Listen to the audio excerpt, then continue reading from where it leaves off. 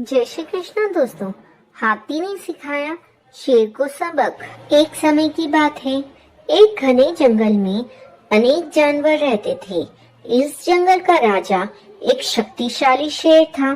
सभी जानवर उस शेर से डरते थे क्योंकि शेर बहुत ताकतवर और अहंकारी था। शेर को अपनी ताकत पर बहुत अहंकार था। वो हमेशा जंगल के बाकी जानवरों को छोटा समझता था और उन्हें डराता रहता था। कई जानवर शेर के सामने नहीं बोल पाते थे। एक दिन शेर ने ऐलान किया, मैं जंगल का सबसे ताकतवर जानवर हूँ और कोई भी मुझसे मुकाबला नहीं कर सकता। जंगल में एक बड़ा और एक बुद्धिमान हाथी भी रहता था। हाथी शांति से रहता था और सभी जानवरों के साथ मित्रता से पेश आता था। लेकिन जब उसने शेर की दादागिरी देखी तो उसे बहुत बुरा लगा। हाथी ने सोचा कि उसे शेर को उसकी गलती का एहसास कराना चाहिए। हाथी ने शेर के पास जाकर कहा, शेर राजा, क्या तुम सच में सबसे ताकतवर हो? शेर ने गर्व से कहा, हाँ, मैं सबसे ज्यादा ताकतवर हूँ। हाथी ने शेर को चुनौती दी, अगर तुम सबसे ज्यादा ताकतवर हो तो आओ मुझसे मुकाबला करो। शेर ने हाथी की चुनौती स्वीकार कर ली और दोनों ने मुकाबला शुरू कर दिया। शेर ने अपनी पूरी ताकत लगाई, लेकिन हाथी की ताकत के सामने वो टिक नहीं पाया और हाथी ने उस शेर को हरा दिया। अब शेर को अपनी गलती का एहसास हुआ और उसने हाथी से माफी मांगी।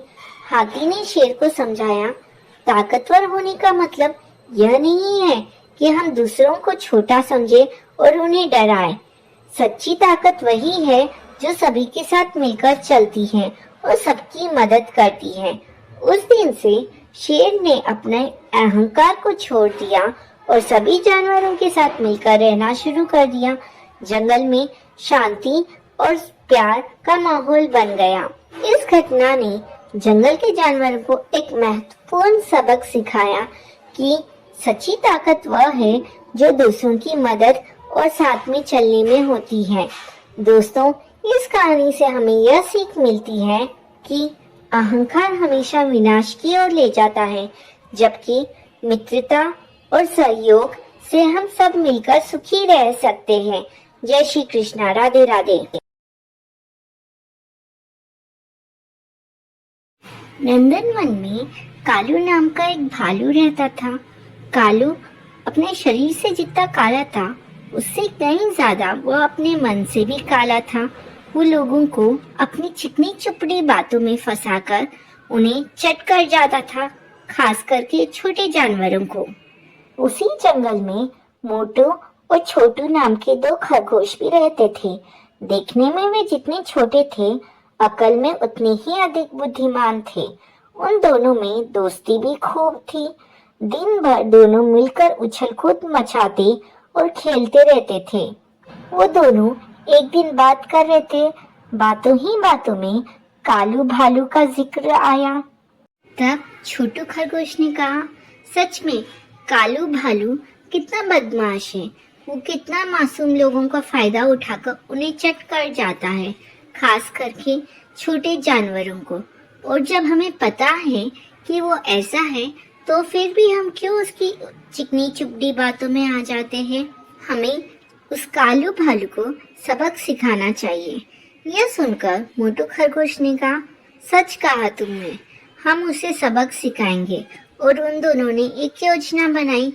कुछ दिनों बाद जब वो एक पेड़ के नीचे विश्राम कर रहे थे, उन्होंने कालू भालू को आते हुए देखा। उन्होंने सोचा कि अगर हम भागने की कोशिश करेंगे तो कालू भालू उन्हें अपने पंजों में दबोचकर खा जाएगा। इससे अच्छा है वो उन्हें अपनी योजना अनुसार बात करके उसके जाल में फंसा ले। तभी छोटू खरगोश ने कहा, अरे कालू भैया, कैसे हो? तुम यहाँ क्या कर रहे हो? विचित्र जीव देखने नहीं गए? विचित्र जीव? कालू ने आश्चर्य से पूछा। हाँ कालू भैया, विचित्र जीव, आपने उस बारे में नहीं सुना? तो ठीक है, हम बताते हैं। यहाँ बाजू जंगल के पास वाली गुफा में एक विचित्र जीव आया है। सभी जानवर उसे देखने गए हैं। वो जानवर बड़ा ही विचित्र है। उसका सिर शेर जैसा है और पूरा शरीर सांप जैसा है। सभी जानवर वहां उस विचित्र जीव को देखने जा रहे हैं। आप भी जाइए, लेकिन हाँ कालू भैया, उसका सिर शेर जैसा है, उसे देखकर डर मत जाना।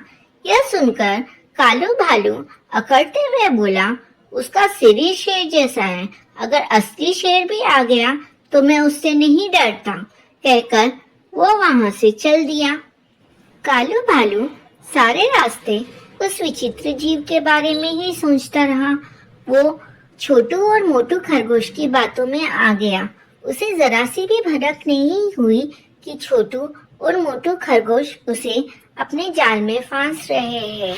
वो उस विचित्र जीव को देखने के लिए जंगल के पास वाली गुफा की तरफ तेजी से दौड़ रहा था। छोटू और मोटू खरगोश भी कालू भालू का छुपकर से पीछा कर रहे थे। उन्होंने कालू भालू से झूठ कहा। दरअसल कुछ दिन पहले ही उस जंगल के पास वाली गुफा में एक शेर रहने आया था, जिस बात का पता कालू भालू को नहीं था। कालू भालू उस जंगल के पास वाली गुफा के पास पहुंचा और जैसे ही उसने अपना सिर डालकर देखा तो उसे शेर नजर आया। वो सोचने लगा कि वाकई इसका सिर तो शेर जैसा है, आगे चलकर देखूंगा तो उसका शरीर भी है ना सांप जैसा दिखेगा मुझे। ये सोचकर वो गुफा के अंदर चला गया। लेकिन कुछ देर बाद कालू भालू की बाहर निकलते हुए आवाज आने लगी। कालू भालू उस गुफा से किसी तरह अपनी जान बचाकर बाहर निकला और वो दौड़ते हुए जा रहा था। यह देखकर छोटू और मोटू खरगोश उस पर हंसे और कहने लगे, क्यों कालू भैया, अब आया ना मजा? आप कैसे हमेशा अपने स्वार्थ के लिए हम जैसे छोटे जानवरों को अपनी प्यारी प्यारी बातों में फंसाकर चट कर जाते थे। इसलिए हमने आपको सबक सिखाने के लिए ये सब किया है। कालू भालू के शरीर पर कई जगह चोट लगी थी। उसने छोटू और मोटू खरगोश से अपने किए के लिए माफी मांगी और कहा कि अगली बार से वो ऐसा नहीं करेगा, और वो धीरे धीरे लंगड़ता हुआ अपने घर की ओर चल दिया। इस तरह छोटू और मोटू खरगोश ने मिलकर कालू भालू को सबक सिखाया। जय श्री कृष्ण दोस्तों। गहरे जंगल का जादू। गहरे जंगल का जादू एक नई दोस्ती की कहानी है। कैसे चार दोस्तों ने मिलकर अपने जंगल को खतरे से बचाया और सच्ची दोस्ती की महानता को समझाया। यह कहानी बच्चों को मनोरंजन के साथ साथ महत्वपूर्ण पाठ भी सिखाएगी। एक जंगल में एक चतुर और नटखट खरगोश रहता था। उसका नाम चीकू था। वो हमेशा नई खोजों में रहता था। उसका मन जंगल की हर जगह घूमने में लगता था। एक दिन जब चीकू जंगल में घूम रहा था, उसने सुनी कुछ अनोखी आवाजें। उत्सुकता से वह आवाज की ओर बढ़ा। चीकू ने कहा, यह कौन है? इतनी मजेदार आवाजें आ रही है। जैसे ही वो आवाज के पास पहुंचा, उसने देखा सोमू नाम का एक बड़ा मगरमच्छ एक पेड़ के नीचे लेटा हुआ था। वो कुछ परेशान लग रहा था। चीकू ने कहा, सोमू तुम क्यों परेशान हो? तब सोमू ने कहा, मैं अपने दोस्तों के साथ खेलने का इंतजार कर रहा हूँ, लेकिन कोई नहीं आया। इस पर चीकू हंसते हुए कहता है, तुम अकेले क्यों हो? चलो हम मिलकर खेलते हैं। तब सोमू को चीकू की बात पसंद आई और उसने हंसते हुए कहा, चलो देखते हैं हम क्या कर सकते हैं। जैसे ही चीकू और सोमू ने मिलकर खेलने का फैसला किया, जंगल में एक नया मजेदार खेल शुरू हुआ। दोनों ने मिलकर खेलते हुए कई अन्य जानवरों को भी शामिल किया, जैसे कि गोलू जो हमेशा हंसमुख रहता था और चिंकी जो नटखट गिलहरी थी। गोलू ने कहा, क्या तुम सब मिलकर खेलेंगे? यह बहुत मजेदार होगा। तब चिंकी ने कहा, हाँ हम सब मिलकर एक नई टीम बनाएंगे। सबने मिलकर एक मजेदार खेल बनाने का फैसला किया। जिसमें सोमू को पानी के किनारे से खेलने का काम दिया गया। लेकिन लेकिन सोमू को पानी में जाने से डर लग रहा था। तभी चीकू कहता है, डरो मत सोमू, हम सब तुम्हारे साथ हैं। और अब खेल शुरू हो जाता है। चीकू ने गेंद को लाने का काम किया। गोलू ने अपनी ताकत दिखाते हुए गेंद को पानी में फेंका और चिंकी ने हवा में उछालकर सबको उत्साहित किया। लेकिन खेल के दौरान अचानक एक संकट आ गया। जंगल में एक खतरनाक शिकारी आ गया जिसने सभी जानवरों को डराया। सभी जानवर इधर उधर भागने लगे, लेकिन चीकू, सोमू, गोलू और चिंकी ने मिलकर एक योजना बनाई। चिंकी ने कहा, हमें एकजुट होना होगा, हमें अपने दोस्तों को बचाना है। तभी चीकू कहता है, सोमू तुम अपनी ताकत दिखाओ और शिकारी को डराओ। सोमू ने अपनी पूरी ताकत लगाई और मगरमच्छ की तरह गरजते हुए शिकारी की ओर बढ़ा। शिकारी ने डरकर जंगल छोड़ दिया और सभी जानवरों ने राहत की सांस ली। जंगल में फिर से शांति लौट आई। सभी जानवरों ने एक दूसरे को गले लगाया। गोलू ने कहा, देखो, जब हम सब मिलकर रहते हैं तो हमें कितनी खुशी मिलती है। सोमू ने कहा, मुझे समझ में आया है कि अकेले रहने में कुछ नहीं होता।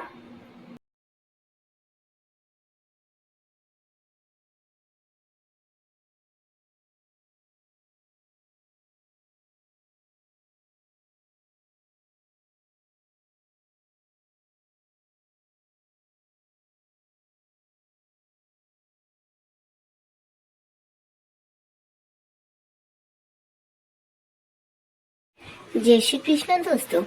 बबलू बंदर का पछतावा। किसी जंगल में एक मोरी नाम का एक सुंदर मोर और बबलू नाम का एक मजेदार बंदर रहता था। वे बचपन से ही दोस्त थे, लेकिन वे एक दूसरे से बहुत अलग थे। मोरी को नाचना और अपने रंग बिरंगे पंख दिखाना बहुत पसंद था, जिससे वो सभी जानवर उसकी प्रशंसा करते थे। बबलू अपने चंचल छलांग और चालों के लिए जाना जाता था, लेकिन कभी कभी उसे लगता था कि मोरी को उससे ज्यादा ध्यान मिल रहा है।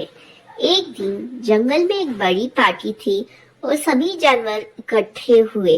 मोरी ने अपने खूबसूरत पंखों के साथ अपना नृत्य किया और सभी ने तालियां बजाई। सभी ने मोरी की प्रशंसा की और इससे बबलू को थोड़ी जलन हुई। उसने सोचा, हर कोई मोरी को पसंद करता है, लेकिन कोई भी मुझ पर विशेष ध्यान नहीं देता। अगर मैं उसकी तरह आकर्षित हो पाता तो हर कोई मेरा भी सम्मान करता। बबलू गुस्से में मोरी से कहने लगा, तुम्हारे पंख बहुत सुंदर हैं, मैं बिल्कुल सामान्य हूँ, तुम्हारे अलावा कोई मेरी तरफ देखता भी नहीं। यह सुनकर मोरी ने बबलू बंदर को समझाने की बहुत कोशिश की। उसने कहा, बबलू, हम दोनों में अपनी अपनी खूबियां हैं। जंगल में मौज मस्ती तुम्हारे बिना अधूरी रहेगी। तुम्हारी उछल कूद और शरारतों से सभी को खुश कर देते हो तुम। बबलू को मोरी से बहुत जलन हो रही थी, इसलिए उसने उससे दूर रहने के लिए कहा। वो मोरी से बेहतर बनना चाहता था, इसलिए उसने पेड़ों पर ऊंचे ऊंचे कूदने और दूसरे जानवरों को अपनी चालें दिखाने का अभ्यास किया। लेकिन जल्द ही बबलू ने महसूस किया कि उसे पहले जितना मजा नहीं आ रहा था। वह अकेला महसूस करने लगा और उसे लगा कि उसे मोरी की बहुत याद आती है। कुछ दिनों के बाद बबलू को एहसास हुआ कि ईर्ष्या, जलन ने उसे उसके सबसे अच्छे दोस्त से अलग कर दिया है। एक दिन वो मोरी के पास गया, अपनी गलती स्वीकार की और कहा, मोरी, मुझे माफ कर दो। मुझे तुम्हारी खूबसूरती से जलन हो रही थी, लेकिन अब मुझे एहसास हुआ है कि हमारी दोस्ती सबसे कीमती चीज है। इस पर मोरी ने मुस्कुराते हुए बोला, बबलू को गले लगाया और कहा, बबलू, सच्चे दोस्त कभी एक दूसरे से ईर्ष्या नहीं करते, बल्कि एक दूसरे की खुशी में खुश होते हैं। आओ अब हम सब साथ मिलकर कुछ ऐसा करें जिससे हमारी दोस्ती पूरे जंगल में एक मिसाल बन जाए। एक दिन बबलू और मोरी ने जंगल में डांस पार्टी रखी। इस पार्टी में बबलू ने अपनी मजेदार छलांगों से सभी को हंसाया और मोरी ने अपने पंखों से शानदार नृत्य किया। उन्होंने इतना मजा किया कि सभी जानवर उनके लिए ताली बजाने लगे। उनकी दोस्ती देखकर सभी जानवर भी खुश हो गए और बबलू और मोरी की दोस्ती और भी मजबूत हो गई। दोस्तों, इस कहानी से हमें यह सीख मिलती है कि ईर्ष्या से दोस्ती कमजोर होती है और दोस्ती में सच्ची खुशी तब होती है जब हम अपने दोस्तों की सफलता में खुश होते हैं। दोस्ती का असली अर्थ एक दूसरे की खुशियों में खुश रहना है और एक दूसरे का साथ देना है। सच्चा हिरन। एक जंगल में एक हिरन बचपन में ही अपने माँ बाप से बिछड़ जाता है। वह एक पेड़ के पास हरी घास खा रहा था। तभी उसे एक शेर दिखाई देता है। वो डर जाता है। शेर उससे कहता है, तेरे बाकी साथी कहाँ हैं? और तू तो बहुत बहादुर लगता है, तो मुझे देखकर भी नहीं भागा तू? इस पर हिरन उससे कहता है, मैं अपने झुंड से बिछड़ गया हूँ। आप मुझे खा लोगे तो आपका पेट कहाँ भर पाएगा। आप मुझे अपने बुढ़ापे के लिए अपने साथ रख लो। जब आप बूढ़े हो जाओगे, आप शिकार न कर सकोगे, तब आप मुझे खा लेना। मैं जब तक इतना बड़ा हो जाऊंगा कि आपकी काफी दिन की भूख मिटा पाऊंगा।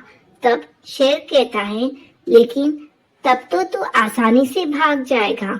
हिरन कहता है, नहीं महाराज, आप मुझ पर विश्वास करें, मैं कभी झूठ नहीं बोलता।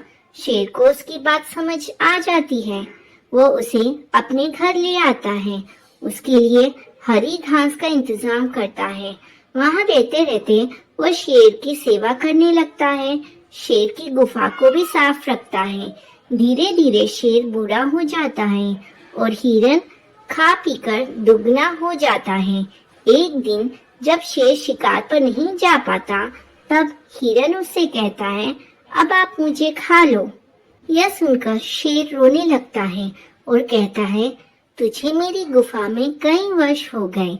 इतना तो कोई अपना बेटा भी साथ नहीं देता है जितना तूने दिया है।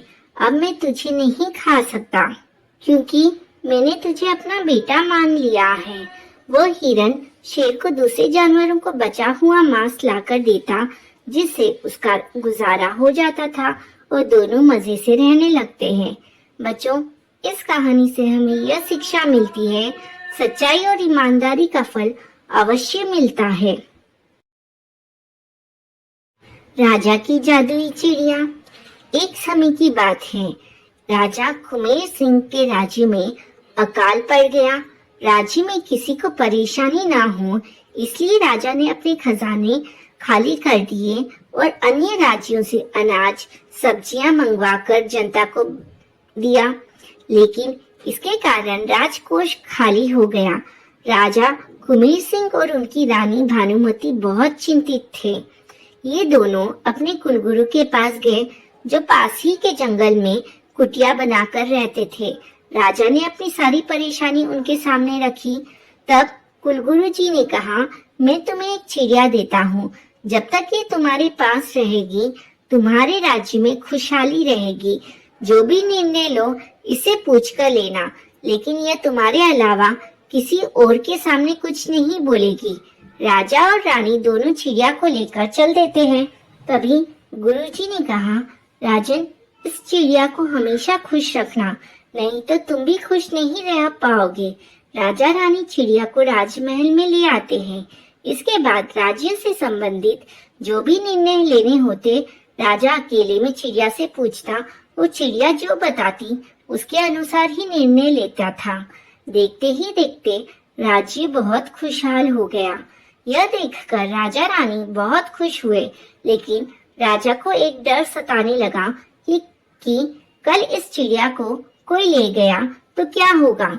यह सोचकर राजा चिड़िया को कहीं बार नहीं जाने देता था, उसे पिंजरे में कैद करके रखता था। एक दिन रानी ने राजा को बताया, महाराज, चिड़िया बहुत उदास है, कल से उसने दाना भी नहीं चुगा है। राजा ने उससे जाकर कारण पूछा, लेकिन चिड़िया कुछ नहीं बोली।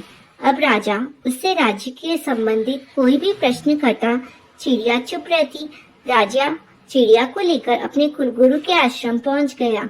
कुलगुरु ने कहा, राजन, इस नन्ही सी जान ने तुम्हारे राज्य को समृद्ध बना दिया और तुमने इसे कैदियों की तरह पिंजरे में कैद कर दिया और इसकी आजादी भी छीन ली। तब राजा ने कहा, लेकिन महाराज, मैं इसे शत्रुओं से बचाना चाह रहा था। तब कुलगुरु ने कहा, नहीं राजन, तुम इसे खोने से डर रहे थे क्योंकि तुम अब इसे खोना नहीं चाहते थे। कुलगुरु ने कहा, क्योंकि तुम अब सही निर्णय लेने के काबिल नहीं रहे। तब राजा को बात समझ में आ जाती है। वह कहता है, गुरुजी, मुझे अपनी भूल का एहसास है। मैं अब किसी चिड़िया की मदद से राजपाट नहीं चलाऊंगा। अब मैं खुद निर्णय लूंगा। यह कहकर वो वापस आकर अपने राज्य की देखभाल करने लगा। दोस्तों, इस कहानी से हमें यह शिक्षा मिलती है, किसी भी जीव की आजादी छीन लेने से उसकी प्रतिभा नष्ट हो जाती है। जीवन में हमेशा आजाद पंछी की तरह उड़ान भरो। ज्यादा चिंता भी एक प्रकार की कैद है। इसे बाहर निकल कर देखो, रास्ते स्वयं नजर आने लगेंगे।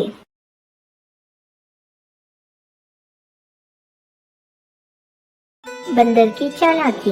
एक समय की बात है, एक जंगल में एक बंदर रहता था।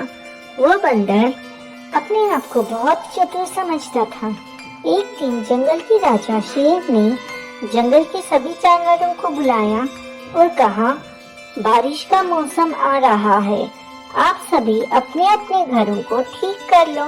इस बार बारिश बहुत ज्यादा होने का अनुमान है और जिनके पास घर या घोंसला नहीं है या वे उसे ठीक करने में लाचार हैं, वे बरसात होने तक हमारे साथ रह सकते हैं। जब बारिश का मौसम खत्म हो जाएगा तो वे अपने घर चले जाएं। हमारे महल का बहुत बड़ा हिस्सा खाली पड़ा है। सभी जानवर अपना अपना घर ठीक करने में लग जाते हैं। कुछ दिनों में बारिश शुरू हो जाती है। तभी बंदर देखता है एक चूहा शेर की गुफा में जा रहा था। बंदर उससे जाने का कारण पूछता है तो चूहा उसे बताता है, मेरे दांत टूट चुके हैं, मैं अपना बिल ठीक नहीं कर सकता, उसमें पानी भर जाता है, इसलिए मैं यहाँ रहने जा रहा हूँ। यह सुनकर बंदर को तरकीब सूझती है। वो अपने दांतों को काला रंग लगाकर शेर के सामने पहुँच जाता है। शेर उसे भी बिना दांतों वाला जानकर अपने महल में रहने देता है। कुछ दिन बाद शेर के सैनिक उसे बताते हैं, कालू बंदर महल के सारे फल खा गया। शेर को उसकी मक्कारी समझ आ जाती है। वो उसे गुफा से बाहर निकाल देता है। अब बंदर के पास न घर था न खाना। वो अपनी चालाकी के कारण एक पेड़ की टहनी पर बैठकर रोने लगता है।